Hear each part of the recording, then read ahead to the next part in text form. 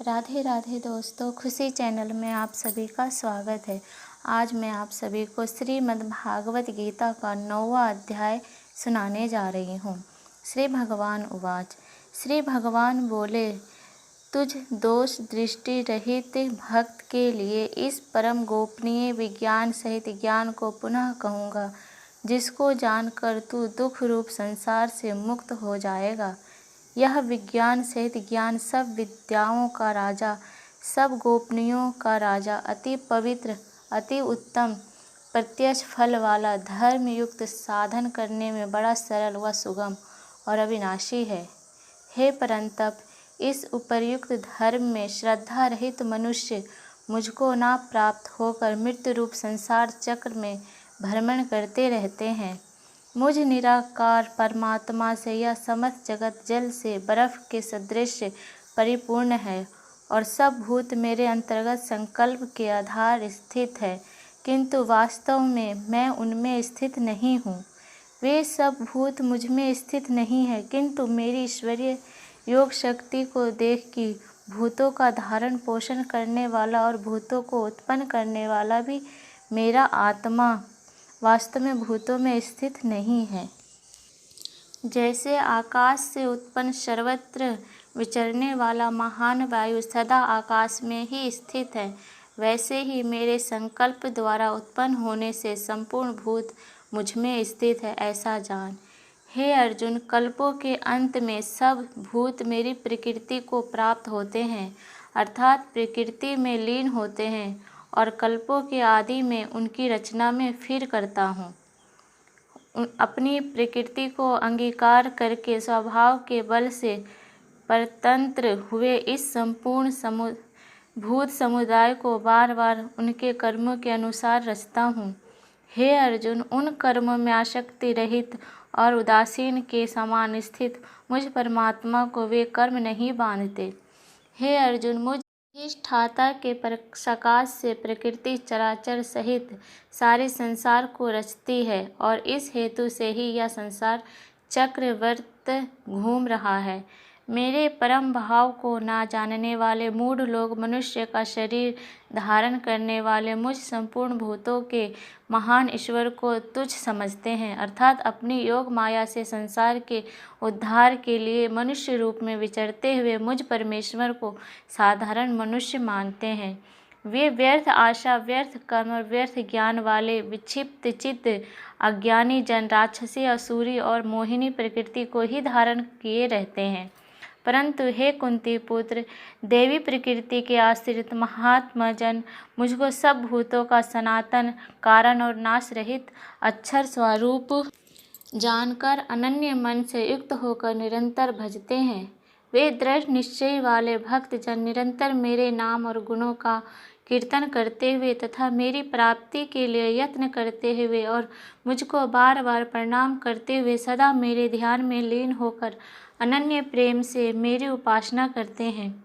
दूसरे ज्ञान योगी मुझ निर्गुण निराकार ब्रह्म का ज्ञान यज्ञ के द्वारा अभिन्न भाव से पूजन करते हुए भी मेरी उपासना करते हैं, और दूसरे मनुष्य बहुत प्रकार से स्थित मुझ विराट स्वरूप परमेश्वर की उपासना करते हैं।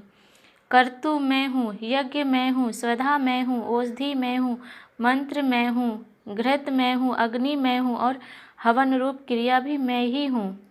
इस संपूर्ण जगत का धाता अर्थात धारण करने वाला एवं कर्मों के फल को देने वाला पिता, माता, पितामह, जानने योग्य पवित्र ओमकार तथा ऋग वेद, सामवेद और यजुर्वेद भी मैं ही हूँ।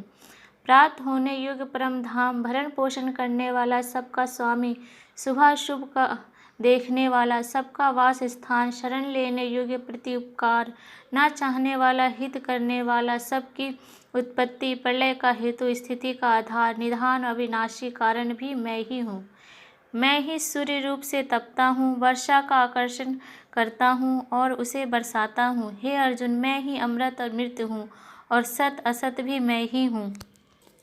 तीनों वेदों में विधान किए हुए सकाम कर्मों को करने वाले, सोमरस को पीने वाले पाप रहित मनुष्य मुझको यज्ञों के द्वारा पूज कर स्वर्ग की प्राप्ति चाहते हैं। वे मनुष्य अपने पुण्यों के फलरूप स्वर्ग लोक को प्राप्त होकर स्वर्ग में दिव्य देवताओं के भोगों को भोगते हैं। वे उस विशाल स्वर्ग लोक को भोगकर पुण्य क्षीण होने पर मृत्यु लोक को प्राप्त होते हैं।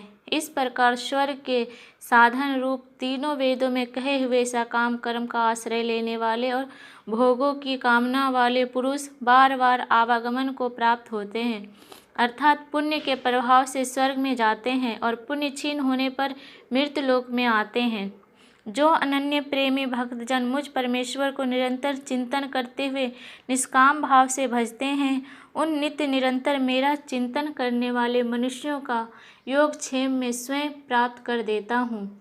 हे अर्जुन, यद्यपि श्रद्धा से युक्त जो सकाम भक्त दूसरे देवताओं को पूजते हैं, वे भी मुझको ही पूजते हैं, किंतु उनका वह पूजन अज्ञान पूर्वक है, क्योंकि संपूर्ण यज्ञों का भोक्ता और स्वामी भी मैं ही हूँ। परंतु वे मुझ परमेश्वर को तत्व से नहीं जानते, इसी से पुनर्जन्म को प्राप्त होते हैं। देवताओं को पूजने वाले देवताओं को प्राप्त होते हैं, पितरों को पूजने वाले पितरों को प्राप्त होते हैं, भूतों को पूजने वाले भूतों को प्राप्त होते हैं और मेरा पूजन करने वाले भक्त मुझको ही प्राप्त होते हैं। इसलिए मेरे भक्तों का पुनर्जन्म नहीं होता। जो कोई भक्त मेरे लिए प्रेम से पत्र पुष्प फल जल आदि अर्पण करता है, उस शुद्ध बुद्धि निष्काम प्रेमी भक्त का प्रेम पूर्वक अर्पण किया हुआ वह पत्र पुष्प आदि मैं सगुण रूप से प्रकट होकर प्रीति सहित ग्रहण करता हूँ। हे अर्जुन, तू जो कर्म करता है, जो खाता है, जो हवन करता है, जो दान देता है और जो तप करता है, वह सब मेरे अर्पण कर। इस प्रकार जिसमें समस्त कर्म मुझ भगवान के अर्पण होते हैं, ऐसे संन्यास योग से युक्त चित्त वाला तो शुभाशुभ फल रूप कर्म बंधन से मुक्त हो जाएगा और उनसे मुक्त होकर मुझको ही प्राप्त होगा।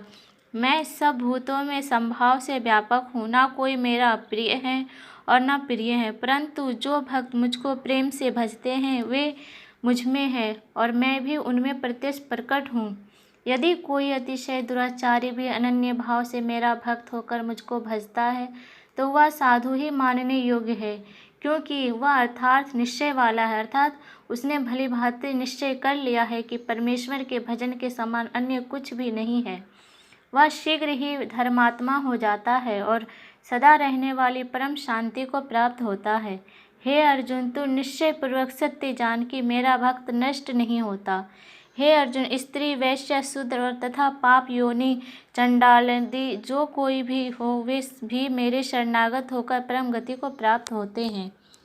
फिर इसमें तो कहना ही क्या है। जो पुण्यशील ब्राह्मण तथा राजर्षि भक्तजन मेरी शरण होकर परम गति को प्राप्त होते हैं, इसलिए तू सुख रहित और भन भंगुर इस मनुष्य शरीर को प्राप्त होकर निरंतर मेरा ही भजन कर।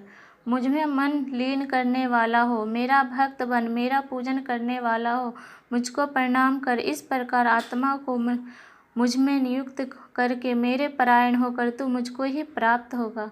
इति श्री कृष्ण अर्जुन संवादे राज विद्या राज योगो नाम 9वां अध्याय संपूर्णम। धन्यवाद।